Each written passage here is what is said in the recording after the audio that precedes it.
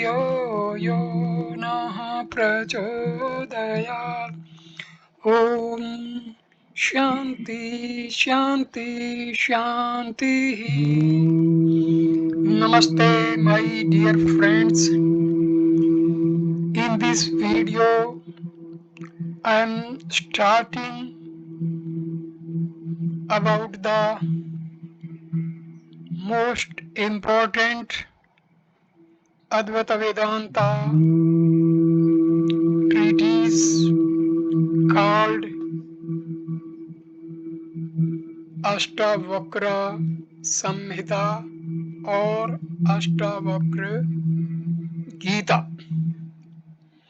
The Ashtavakra Samhita or Ashtavakra Gita, as it is sometimes called, is a short treatise on Advaita Vedanta ascribed to the great sage Ashtavakra.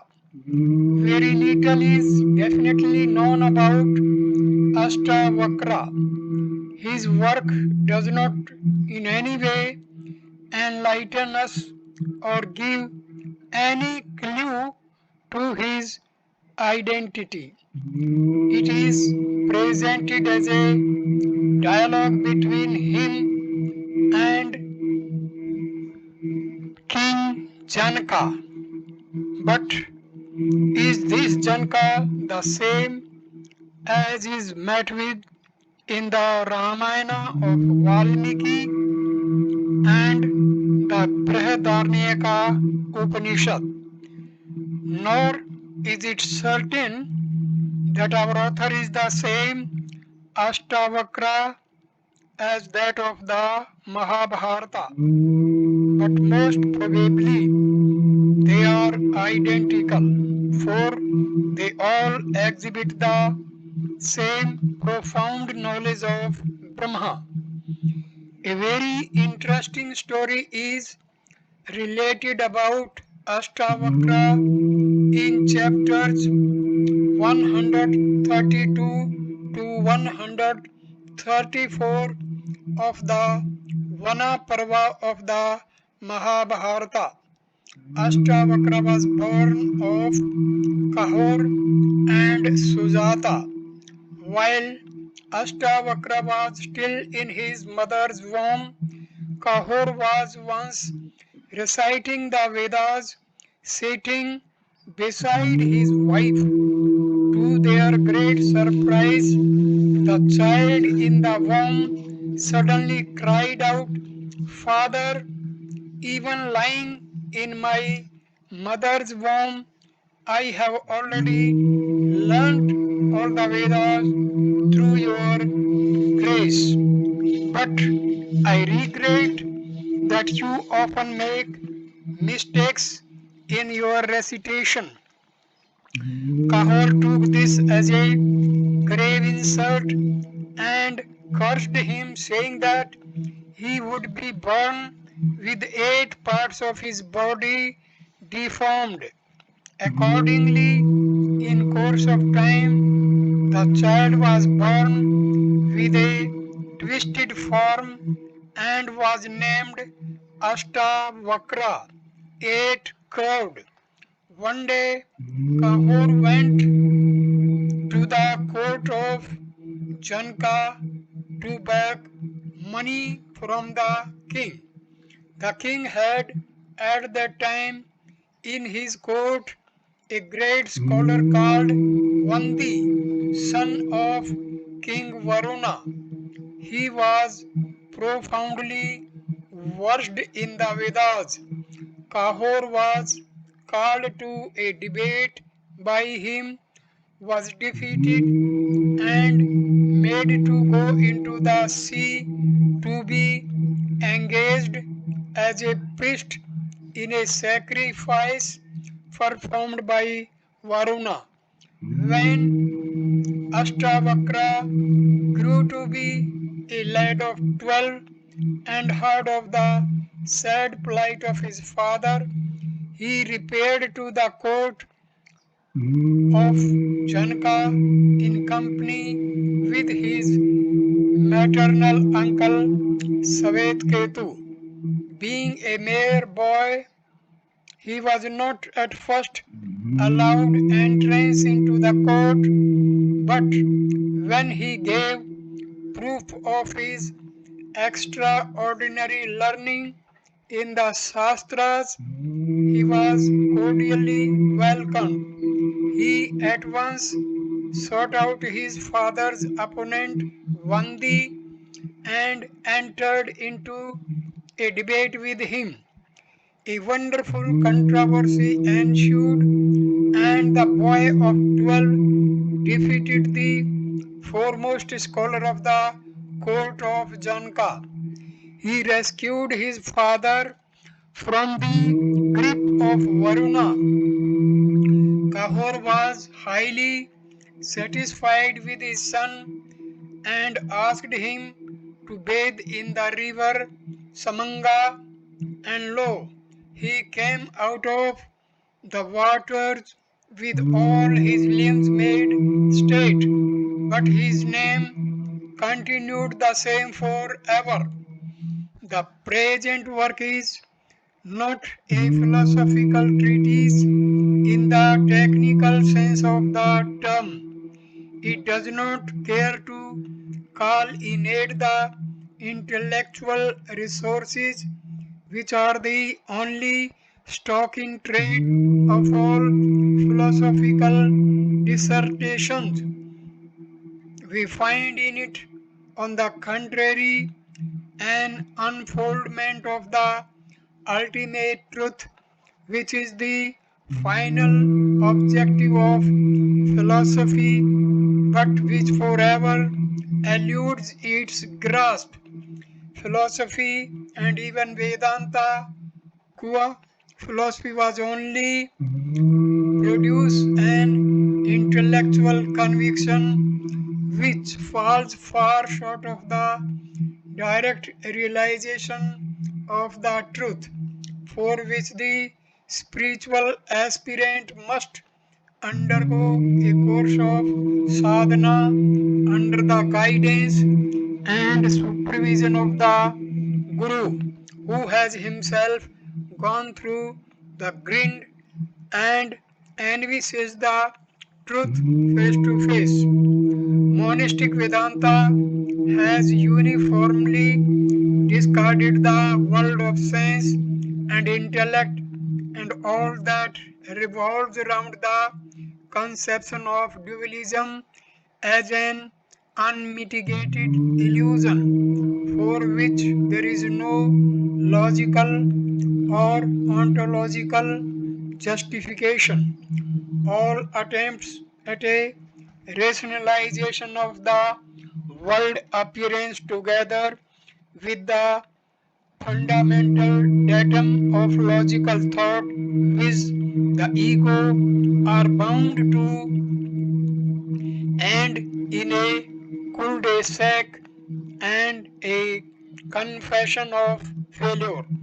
The failure of logic is not due to the limitations of the human intellect, but to an intrinsic defeat which vitiates the very nature of objectivity. This is the burden of the Upanishads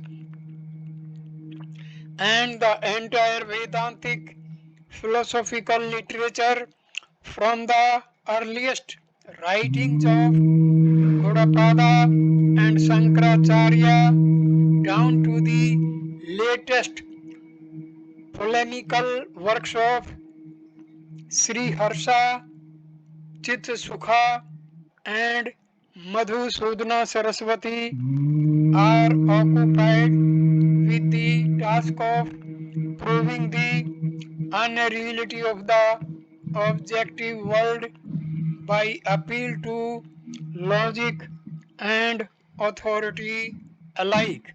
Vedanta philosophy admits threefold criterion of truth which authority, shruti, logic, yukti, and self-realization, atam, anubhuti.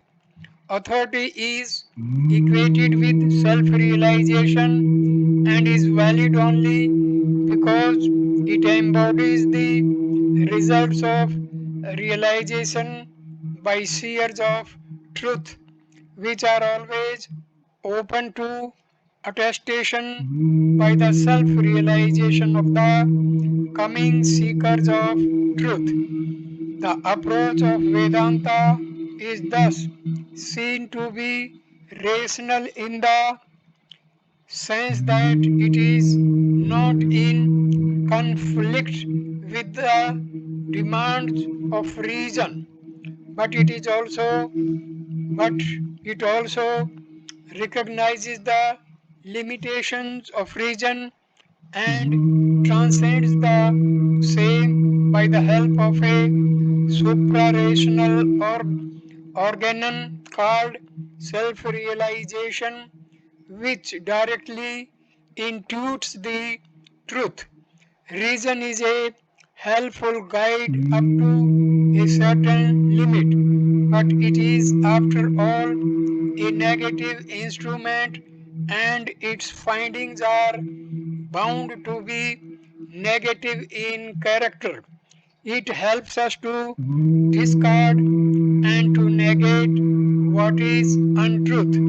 But for the realization of the positive truth, it is incompetent and inadequate. Philosophy, which absolutely relies upon reason as the only dependable organon, has not been successful in its positive findings, which have remained debatable points and have failed to command universal acceptance.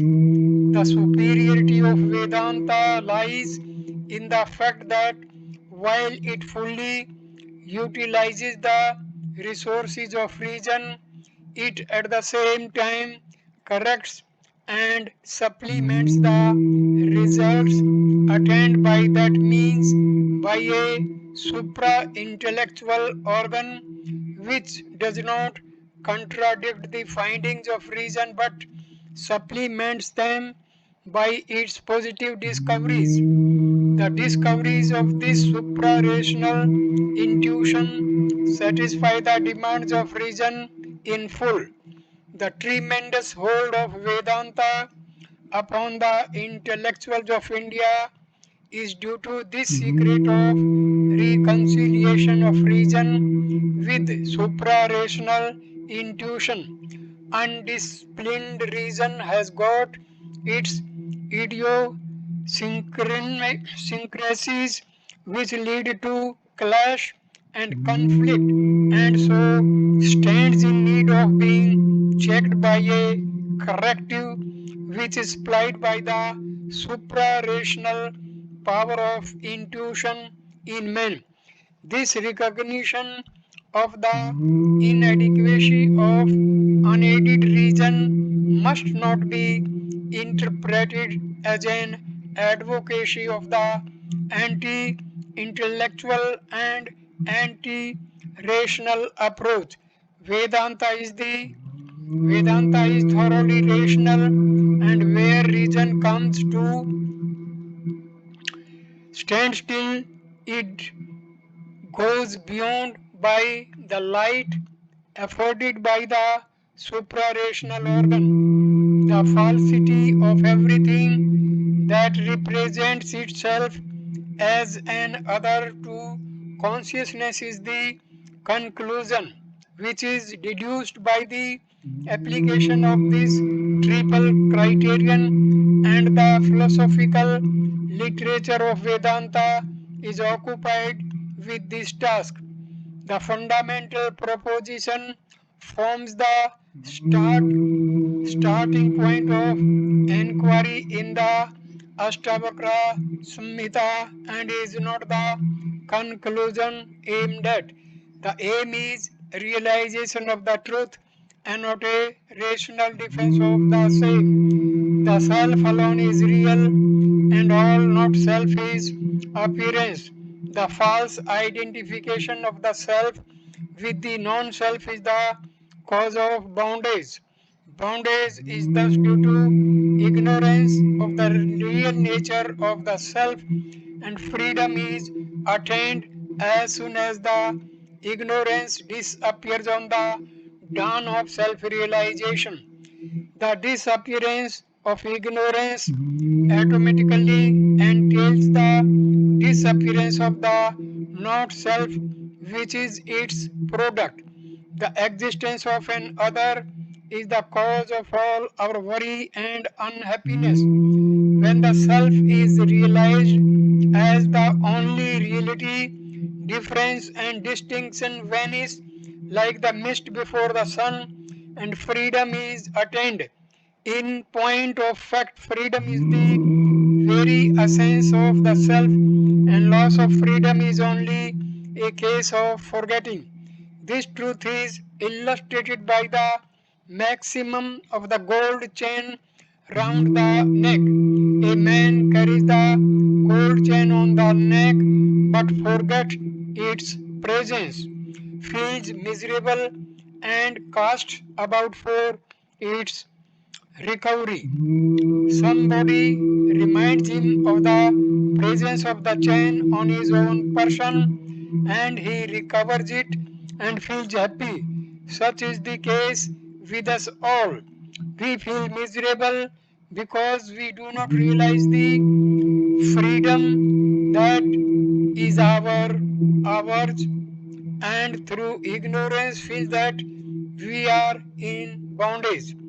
To the question of Janka as to how can freedom be achieved, the answer given by Ashtavakra is simple. Know the self as pure consciousness, the unaffected witness of the phenomenal world, and you will be free. In reality, the self is always free, and freedom is not attained but simply realized and discovered. The impediment to self realization and freedom is our preoccupation with the objective world, which inevitably leads to conflict of interest and consequently to feud, jealousy, revenge, and moral depravity. The result is the erection of fictitious barriers between man and man. To get rid of these barriers of separation and the obsessions fostered by the possessive instinct, it is necessary to cultivate an attitude of detachment and to culture the moral virtues of charity, forgiveness, sincerity, and love of truth. The moral discipline liberates the mind from the octopus of sense objects and diverts it inwards. The inward diversion of the mind will enable the aspirant to realize his independence and detachment from the network of relations which constitute the phenomenal world. So long as the mind sees another self, there is bondage. Freedom consists in seeing nothing but the self in everything. The self is the Brahma, the undivided and undifferentiated consciousness, existence, bliss, and is not to be confounded with the ego. The ego is consciousness limited and distorted by the mind as light is distorted by the prism. As soon as a person effects his liberation from the snares of the ego, he becomes supreme bliss to which there is no limit. The teaching of the Ashtavakra Samhita is simple, direct in its appeal, and unhesitating in its delivery. It goes into the heart, and the very contemplation of it gives even a matter-fed mind a foretaste of the bliss of freedom. Freedom and bondage are purely the creations of ideation. One who considers oneself free is free indeed, and one who considers oneself bound remains bound. Here, a simple formula is prescribed as the means of escape. Think yourself to be free, the eternal, unlimited consciousness bliss, and you will be free and happy. The joy of self realization is depicted in soul stirring language. The description is graphic and stimulates contemplation. The disciple realizes that it is his own self that sustains and illumines the universe. The whole universe belongs to him, or rather hangs as a floating appendage to his being. The unity of the self with all that exists is realized. In fact, nothing exists but the self, and the lingering trail of objectivity vanishes on the disappearance of ignorance. The multiplicity of selves too is an equally unmitigated appearance.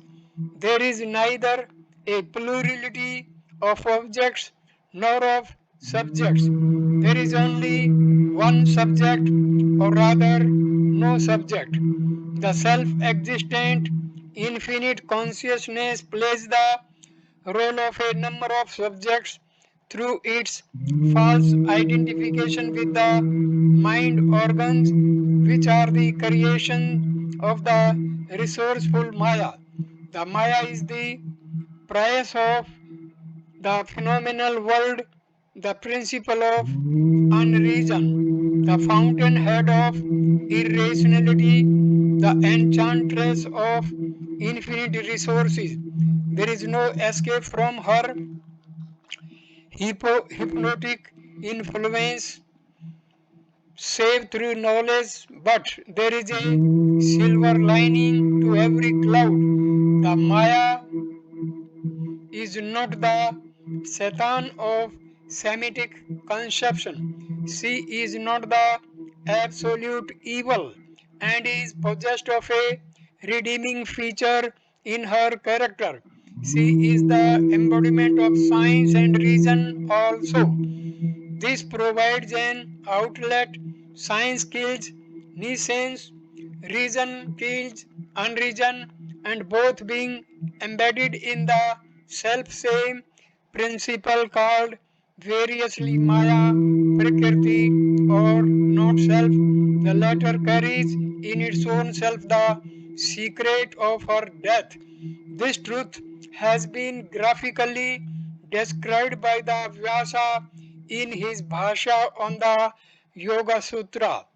The mind is like a river with two opposite courses, one moving toward the good and the other toward the evil. The good one moves in the channel of discrimination and leads to liberation. The evil one moves in the channel of non discrimination and leads to bondage. By dispassion, the evil course is arrested and the practice of discrimination sets free the good course.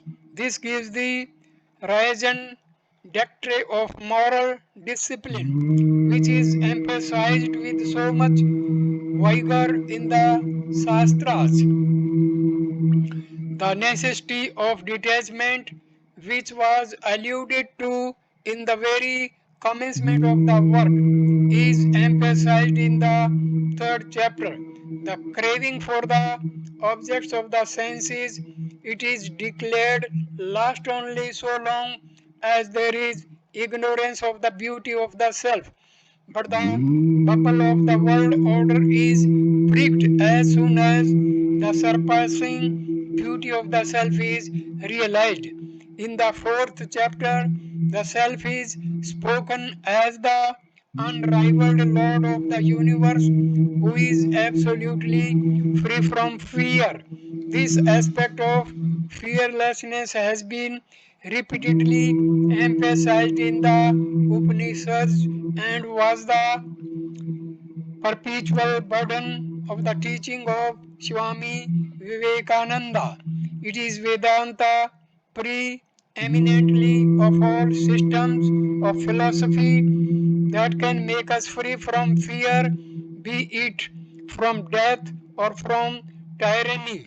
Vedanta is the only philosophy that will satisfy the aspirations of mankind for all time. Chapter 5 speaks of the fourfold way to self realization, and chapter 6 emphasizes the unreality of the outer world, both sentient and insentient. Chapter 7 is the reaffirmation of the truth through the self realization of the disciple. Chapter 8 makes an advance upon the position attained. The realization of the unreality of the objective world is only a preparation for the similar realization in respect of the inner psychological world. The psychological world is as much an illusory appearance as the objective world. The mind and the ego are primarily responsible for bondage since they obstruct the vision of the infinitude of the self. In the next two chapters, the intellectual and ethical worlds also are declared to be unreal accretions, and the temptation for virtue is shown to be an obstacle to high realization. The values of life, economic, moral, and aesthetic are not ultimate verities, and they hold the field so long वैसे तो as consciousness मानसिक is ऊर्जा in the जो grip है of वो सबसे desires.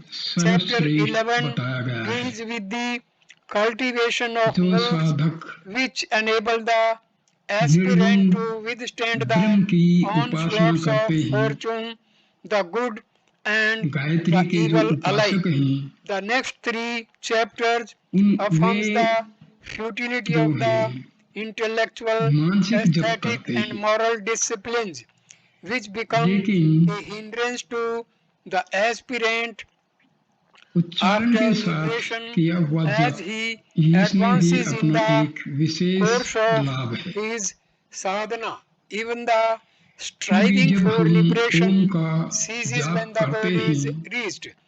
तो Chapter हमारे 15 is अनाहत नाद में जो unsurpassable for ओम का the गुंजन sublimity of its all the language and 24 hour teaching चलता रहता alike. है The disciple उसके is साथ exhorted to realize that synchronisation it हो is जाता verily है through your जिस ignorance that the प्रकार साउंड universe वेव्स को exists. In कारक के ऊपर reality, you मॉड्यूलेट alone करके are.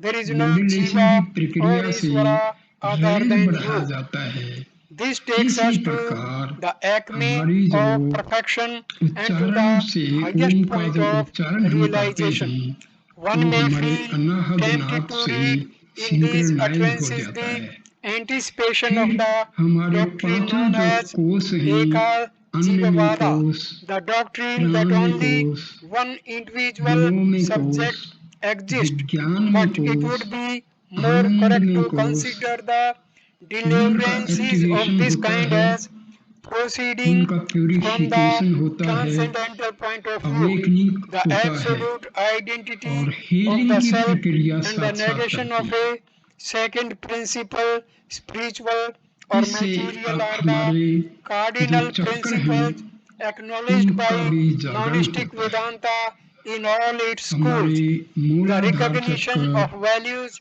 and the स्वाधिष्ठान ethical चक्र and मणिपुर intellectual चक्कर, disciplines are अनाहत valid चक्कर, only विशुद्धि provisionally. चक्कर, That is to say, आज्ञा in the lower चक्कर, plane of reality, सहस्रार। where the क्योंकि influence of ओम का जो avidya व्यंजन is है in वो force. But Anahat when the नाद के साथ avidya मिलके is destroyed पूरे शरीर together की with its नस satellites, नाड़ियों की there is no सफाई करता experience of हुआ a पीड़ा second पिंगला entity और सुषमा even in the नाड़ियों की phenomenal सफाई plane. करता हुआ In other words, the kundalini शक्ति phenomenal के world जागरण में disappears सहायता with the मिलती है। cessation of its cause. ओम के The later doctrines उच्चारण of से Eka हमारे Jivavada, शरीर में one वाइब्रेशंस subjectivity, and बनती Advaita हैं Veda, no creation, और also seek to ब्रह्मांड से emphasize the unreality of the ब्रह्मांड से phenomenal world and the reality of the Divya self प्राण alone. शक्ति हमारे There शरीर is में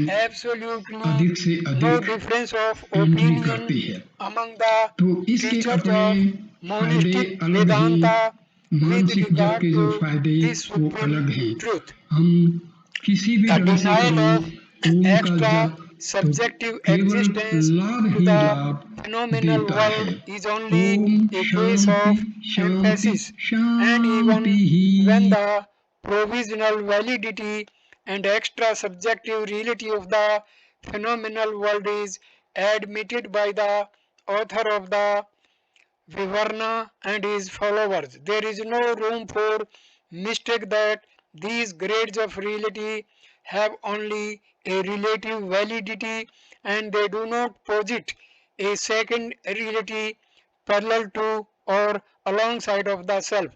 The admission of grades in reality, lower and higher, is a methodological device and is a concession to lower intellects.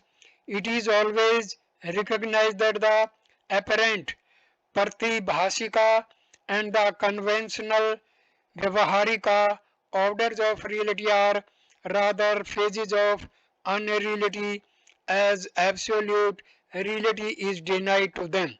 All things other than the self are only an appearance, no matter however persistent and consistent some of them may appear to be. The admission of provisional reality is not in conflict with the central doctrine of Vedanta that only one self exists as the reality accorded to the phenomenal world is only vicarious, it being recognized that it shines in borrowed light and apart from the substratum of the self over which it appears it has no existence whatsoever. Chapter 18 is like that last chapter of the Bhagavad Gita, a resume of the previous teachings. It is the summing up of the findings at the end. In it, the nature of the liberated soul who is still in life, Jivan Mukta, is described. To such a blessed person, the world of plurality and the gradations of values have lost all their pretensions. The phenomenal world stands exposed and the Maya is checkmated. The glowing poetry and the rapturous language of this chapter can come forth only from a person who has lived through these experiences. They do not fail to evoke response even from persons who are in the shackles of the world. They appeal with a force and a charm that are irresistible for the time being. The last two chapters give a reaffirmation of the truths inculcated in the previous chapter through the realization of the disciple himself. The Ashtavakra Samhita bears close affinities to the Bhagavad Gita and seems to be the product of the same age. We find in it the same forceful, simple, unlabored diction and the same ring of sincerity and truth. No recourse is had to the logical weapons which were forged in later times to counteract the attacks of rival philosophers. There is absolutely no trace of wavering allegiance, no intellectual or linguistic elaboration, and no weakness in its deliverances. Without entering into chronological controversy, which has very seldom proved profitable in the field of Indology, it may be put forward as an indisputable proposition that the work is older than Gaudapada's Karikas, which promulgate the doctrine called Ajatavada, the doctrine of no creation, which obliterates the line of cleavage between the Pratibhasika and the Vyavaharika planes of reality. One may find in the present work the germs of these extremistic theories. In our judgment, the parallelisms, which are by no means pronounced, are capable of a satisfactory explanation if approach is made from the transcendental point of view. The Ashtavakra Samhita played a rather important part in the early life of Swami Vivekananda. In the first days of his acquaintance with Sri Ramakrishna, and the Swami was in intimate touch with the Brahmo Samaj and was under the influence of its ideas and teachings. At the time, he would not believe in Advaita at all, but at the very first sight, Sri Ramakrishna had seen into his inmost being and found that of all his disciples, the Swami was preeminently monistic in temperament, though he himself was unconscious of it at the time. The Swami would naturally resist any monastic teaching from his master, but Sri Ramakrishna overcame this difficulty in a clever way. He had in his room a copy of the Ashtavakra Samhita. He would often ask Swami to read it out to him. After reading a verse or two, the Swami would refuse to proceed further and say that it was a sin to call man God. But the master would induce him to read on by saying that he was not insisting on his accepting this teaching but only asking him to read it out to him. This was one of the ways in which the Swami was taught Advaita, and this book came to have a great influence on his life. Swami Vivekananda laid great emphasis on Advaita and often declared that it would become the future religion of mankind. He called upon the world to bless under its banner and enjoy its inexhaustible blessings. We can do no better than repeat the same call with all the emphasis at our command. So at this point I end this introductory video regarding the Ashtavakra Gita. Next video number 2 will start with introduction of chapter number 1, instruction on self realization. Thank you for watching this video. Namaskar my dear friends. Thank you. Namaste.